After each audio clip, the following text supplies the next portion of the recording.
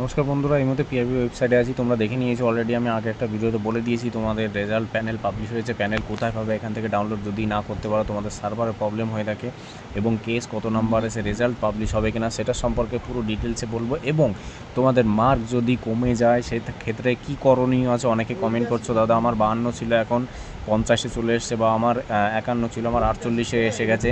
মানে সেই পুরো ডিটেলসে ভিডিওর মাধ্যমে বলে দেবো, লাস্ট অবধি দেখতে থাকো।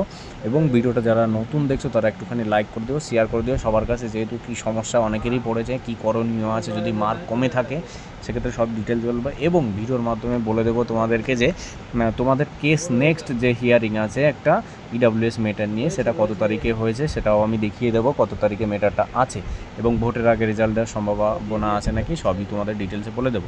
প্রথমত দেখে নাও, তোমাদের প্যানেল লিস্টটা পাবলিশ হয়ে গেছে। দেখো প্যানেল লিস্টটা দেখে নাও। প্যানেল লিস্টটা যেহেতু এরকমই আছে, প্যানেল লিস্টটা তোমাদের দেখে নাও, এটা পাবলিশ হয়েছে। তোমাদের এই প্যানেল লিস্টের ক্ষেত্রে যাদের মার্ক কমেছে তাদের কি করণীয় আছে পুরো ডিটেলসে বলছি। তোমাদের যদি দেখো এই মান্তু মুর্মু এ পেয়েছে 38, দেখা গেল তুমি অ্যান্সার কি মিলিয়ে তুমি পেয়েছো 38, তুমি পেয়েছিলে 40। এখানে এই লিস্টে যে লিস্টটা আমি দেখাচ্ছি এই লিস্টে তোমার 38 দেখাচ্ছে, তাহলে এটা কি করণীয় আছে ডিটেলস আমি তোমাদেরকে বলছি। দেখো প্রথমত আরটিআই করো, আরটিআই করে তুমি ওএমআর শিটের আরটিআই করো। আরটিআই করে যদি দেখো না আমার ওএমআর শিট ঠিক আছে বা ভুল আছে, এই মুহূর্তে কিন্তু দেরি করবে না। যদি বলো যে না পিআরবি এই লিস্টটা পাবলিশ করেছে ভুল করেছে, তাহলে পরে ভুল। যদি তোমার আরটিআই কপিতে তোমার ওএমআর শিটের জেরক্সের ব্যাপারটা যদি তোমার সঠিক থাকে, সেহেতু তুমি পিআরবিকে আবার আপিল করতে পারবে যে আমার এই লিস্টটায় আমার সমস্যা হয়েছে। ঠিক আছে, এই মুহূর্তে এটাই করণীয়। তোমরা কিন্তু লেট করো না, কালকের মধ্যে সব ডিটেলসে কিন্তু আরটিআই করবে কি করে সব কিছু ডিটেলসে করে নিও। আরটিআই দেখবে যে ভিডিও ইউটিউবে সার্চ করলে পেয়ে যাবে যে আরটিআই করবে কি করে, সব কিছু কিন্তু পেয়ে যাবে ভিডিওর মাধ্যমে আরটিআই কপি করার ডিটেলসে। আমি তোমাদের নেক্সট যদি না পারো আমাকে কমেন্ট করবে, তাহলে আমি ডিটেলসে তুমি চেষ্টা করবো তোমাদের দেওয়ার জন্য। ঠিক আছে, এবং কেস নেক্সট হিয়ারিং কবে কত তারিখে এবং রেজাল্ট দেবে কিনা সেটাও আমি তোমাদেরকে বলে দেবো। অনেকে বলছে যে রেজাল্ট দেওয়ার সম্ভাবনা আছে বা নেই বা সব কিছু ডিটেলস আমি দেখিয়ে দিচ্ছি, দেখে নাও। এই পিডিএফটায় তোমাদের কিন্তু এটা আজকের পিডিএফ তোমার দেখে নাও। এখানে রিশিডিউল হয়েছে, read list matter on April 20, 2026, April মাসের 20 তারিখে কেসটা কিন্তু আর একটা যেটা কেস হয়েছিল সেটা কিন্তু তোমাদের এপ্রিল 20 তারিখে তোমাদের উঠবে, মেটারটা লিস্টেড হবে সেটা বলা আছে। এবার কবে লিস্টেড হবে, উঠবে কবে সেটা কিন্তু ঠিক ঠিকানা নেই।